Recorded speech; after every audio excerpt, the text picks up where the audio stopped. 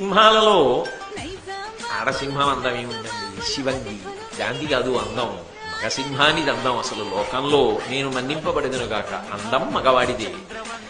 లోకంలో చూడండి, నేను అన్నానని కాదు, ఎక్కడికక్కడే ధర్మం సుమండి. నేను ఎక్కడ ఎలా మాట్లాడాలో అలాగే చెప్తాను. కోడి పుంజు అందమా, కోడి పెట్ట అందమా? కోడి పుంజే అందం. దాని ఈకలు, అది దాని జూలు, దాని మెడ, దాని పరుగు, దాని టీవీ, దాని దర్పం, అది నిలబడితే. ఏదో నేను ఒకసారి అనంతపూర్ ఉపన్యాసాలు కడితే నేను మా గోపాలకృష్ణ గారు రోజు తెల్లవారుదామని వచ్చి బయట కూర్చునేవాళ్ళం. ఓ కోడి పుంజు ఒకటి రోజు 3 పెట్టలతో వచ్చేది బయటికి. నేననేవాడిని, దశరథ మహారాజు గారు కౌసల్యా సుమిత్ర కైకేయితో విహారానికి వచ్చినట్లుంది కదా గోపాలకృష్ణ గారు అంటుండేవాడిని.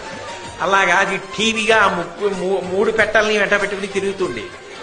పెట్టే పుంజు పుంజే, దాని అందం వేరు. ఈ మాట నేను అన్నప్పుడు మన్నింపబడతాను కాక.